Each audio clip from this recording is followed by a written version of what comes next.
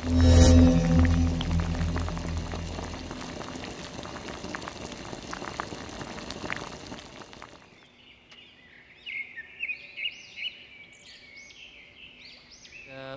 Arif Al-Fatah Silakan. kami persilakan. Alhamdulillahirrahmanirrahim. Terima kasih atas waktunya. Ini terkait dengan bencana.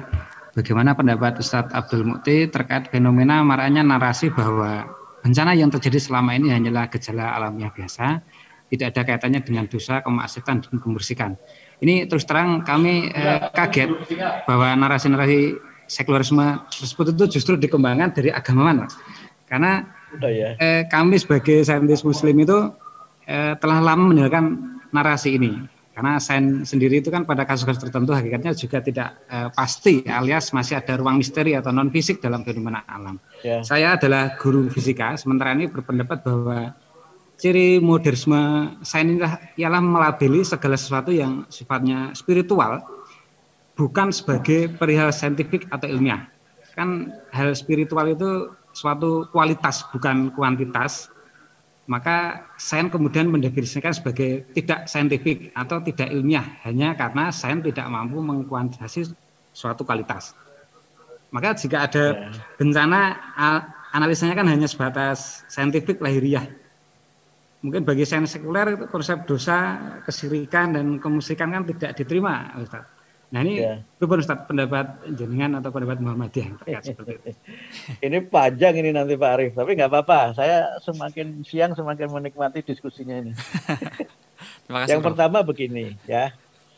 Pertama, Quran menyebutkan di dalam surat Al-Hadid itu ya, ma asaba min musibatin fil ardi wala fi anfusikum illa fi kitabim min qabli an nabra'aha inna dzalika 'alallahi yasir. Jadi tidak ada satupun musibah yang ada di alam semesta ini dan musibah yang menimpa diri kamu kecuali semuanya sudah tertulis di dalam Lauh Mahfuz sebelum semua yang ada di dunia ini diciptakan. Dan yang demikian itu bagi Allah adalah sesuatu yang sangat mudah. Nah, ini pendekatan teologinya Pak Arif. Nah, sekarang pemahamannya bagaimana? Musibah itu kan kalau saya memahami itu sesuatu yang terjadi di luar kehendak kita dan di luar kemampuan kita. Itu musibah menurut saya. Jadi misalnya kita memiliki anggota keluarga yang kita harapkan dengan berobat itu menjadi sembuh dan bisa bersama kita seperti sedia kala. Orang berobat itu kan inginnya supaya sembuh. Tetapi kenyataannya setelah berobat ternyata wafat. Maka meninggalnya seseorang itu kan menjadi sesuatu yang tidak kita kehendaki. Tidak ada kita ingin supaya misalnya terjadi gempa bumi, kan tidak ingin juga. Tidak ingin ada gunung meletus. Tidak ingin ada banjir. Nah, pendekatan teologisnya apa? Pendekatan teologisnya semuanya itu sudah ada catatannya. Kalau saya baca di dalam beberapa hadis itu kan sudah ada 50 ribu tahun sebelum diciptakan itu. Homsina alf itu sudah ada catatannya.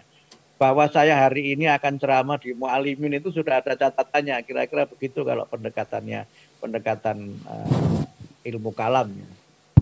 Nah, tetapi ada dua hal yang juga kita diingatkan oleh Al-Quran. Yang populer itu yang di dalam surat Ar-Rum ya. Dalam surat Ar-Rum disebutkan dhuharul fasadu fil barri wal bahr bima kasabat aydin nas.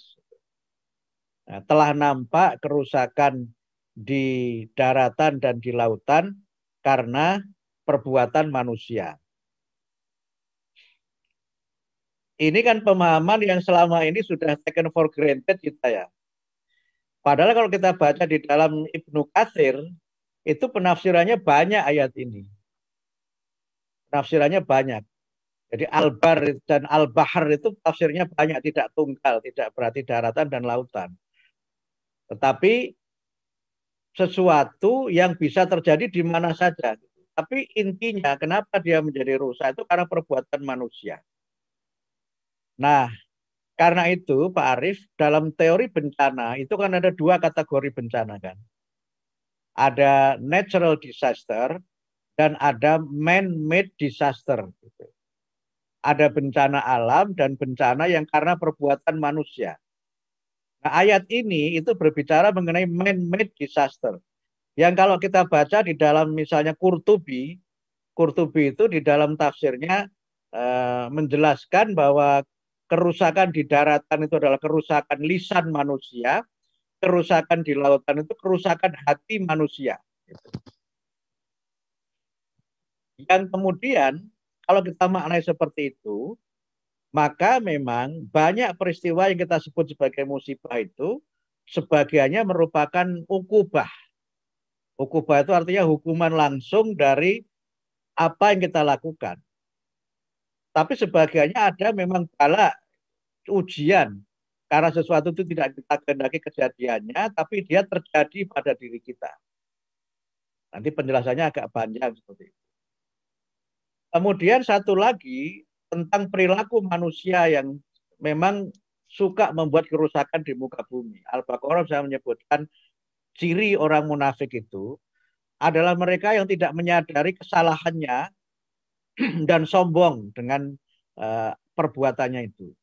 Quran menjelaskan wa idza qila lahum la tufsidu fil ard qalu innama nahnu muslihun.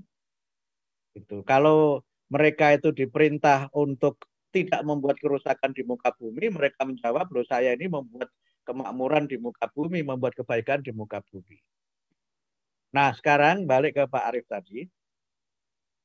Banyak hal terjadi di luar kemampuan manusia dan di luar kehendak manusia. Disitulah sebenarnya qadha dan qadar Allah. Tetapi sebagian dari qadha dan qadar itu memang ada yang sudah dibuka dan diketahui manusia.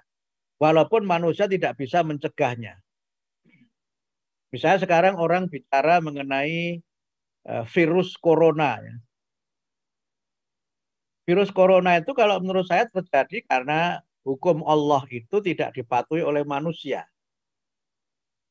Hukum Allah itu tidak dipatuhi oleh manusia, sehingga kemudian karena hukum Allah tidak dipatuhi oleh manusia, maka terjadilah wabah virus corona.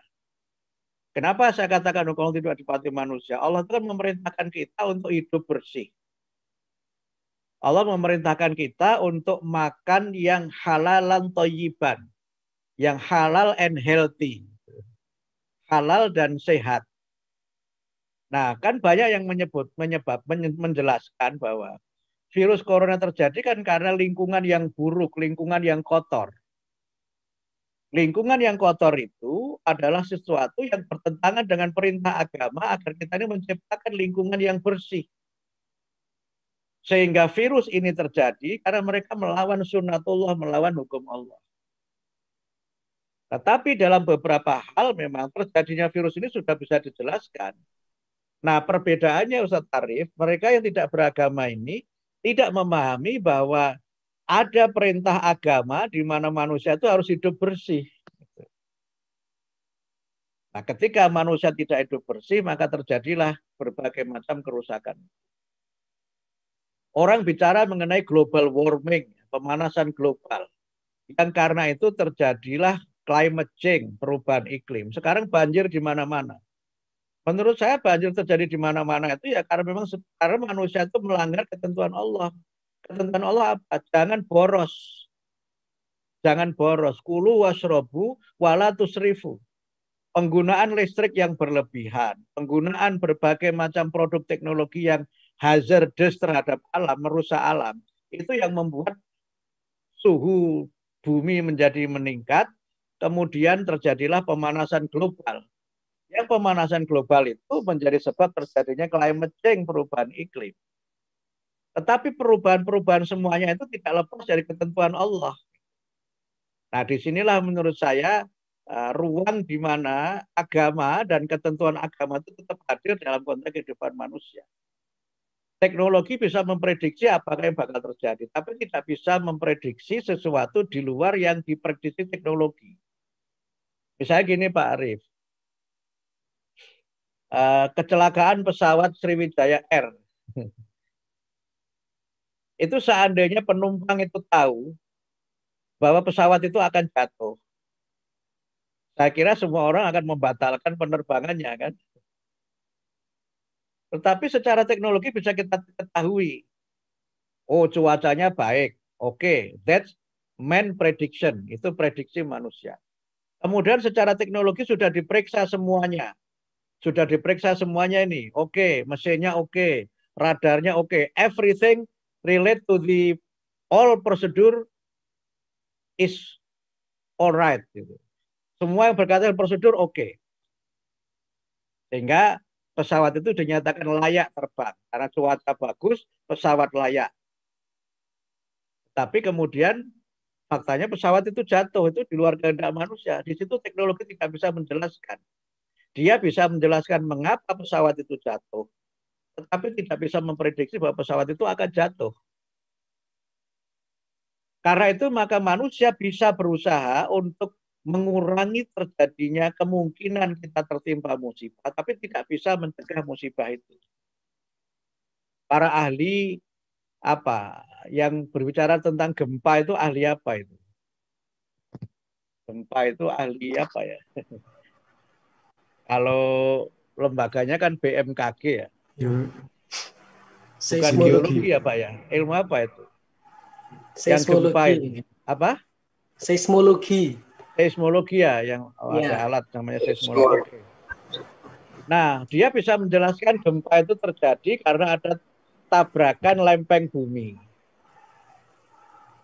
Nah, itu kan penjelasan ilmiahnya. Tetapi kan manusia tidak bisa mencegah supaya lempeng bumi ini tidak bertabrakan. Nggak bisa mencegah supaya lempeng ini tidak bertabrakan. Yang bisa dilakukan apa? Mencegah kemungkinan tabrakan lempeng bumi atau gempa bumi itu tidak menimbulkan korban jiwa yang terlalu besar. Itu yang bisa dilakukan, tapi mencegah gempanya tidak bisa.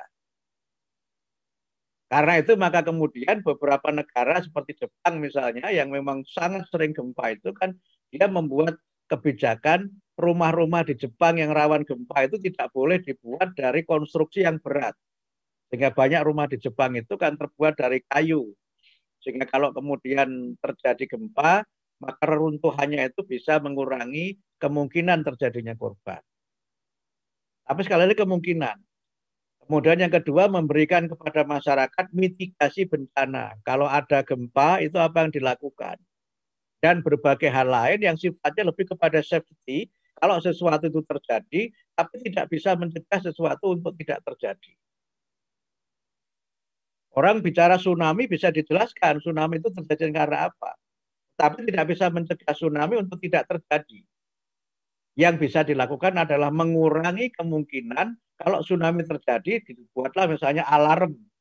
Sehingga ketika ada tsunami itu, alarm itu berbunyi, dalam waktu 30 menit manusia masih punya kesempatan untuk menyelamatkan diri dan mengurangi kemungkinan terjadinya korban yang terlalu besar. Gunung meletus bisa dijelaskan. Bisa dijelaskan kenapa gunung meletus. Tetapi kan tidak bisa dicegah gunung itu supaya tidak meletus. Nah, disinilah ada wilayah di mana ilmu itu bisa membantu kita. Tapi ada wilayah di mana ilmu tidak bisa membantu kita. Makanya misalnya ketika para dokter itu berbicara mengenai menyelamatkan manusia, kan dia tidak bisa menyelamatkan kehidupan manusia. Seorang yang sangat rasional seperti Stephen Hawking sekalipun, ketika masih hidup itu kan memang dia termasuk manusia ajaib ya. Karena seluruh tubuhnya itu lumpuh kecuali pikirannya dan dia divonis umurnya tidak akan mencapai 40 tahun, ternyata sampai lebih dari 70 tahun gitu. Dan ternyata kan dia dalam beberapa hal kan tidak bisa menjawab semuanya di dalam buku dia yang terakhir itu kan. Ya apa namanya? A big question, a brief answer itu. Pertanyaan besar tapi dijawab dengan singkat dan mudah. Banyak hal yang bisa dia jelaskan dalam konteks keilmuan, tapi tidak bisa kemudian dijawab dan dicegah oleh manusia. Karena itulah maka fungsi agama sebagai pemandu moralitas itu yang saya kira sains tidak bisa melepaskannya.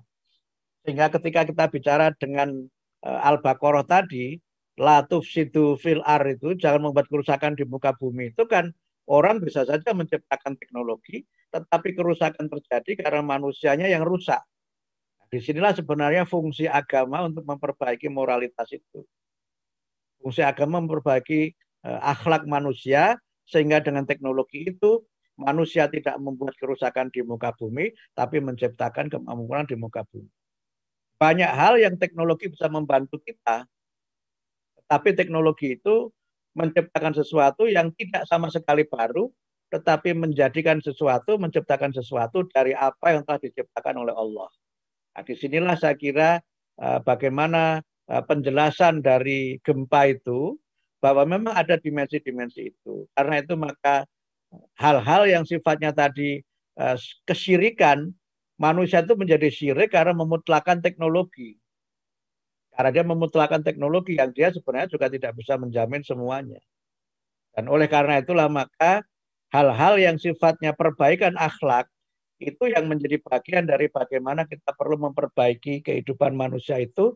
Karena dengan akhlak itu, maka teknologi itu bisa digunakan dan dimanfaatkan untuk hal-hal yang berkaitan dengan kemaslahatan. Nah, disinilah menurut saya wilayah atau ruang spiritual itu masih tetap penting, selain juga memang penjelasan ilmiah juga tidak kalah pentingnya. Nah, karena itu maka dalam kaitan ini Muhammadiyah berpendapat kewajiban manusia itu adalah berikhtiar dengan agamanya, dengan ilmunya.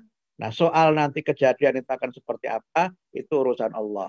Disitulah kenapa kemudian tawakal itu menjadi bagian dari ciri orang yang bertakwa. Tapi kemudian jangan lupa, ini seringkali juga orang salah paham, bahwa tawakal itu sikap pasrah. Tetapi menurut saya, tawakal itu juga bagian dari ikhtiar. Tapi ikhtiar yang bersifat spiritual, yang memang tidak mungkin sesuatu itu bisa kita prediksi murni dengan pendekatan dan dengan kajian ilmu pengetahuan.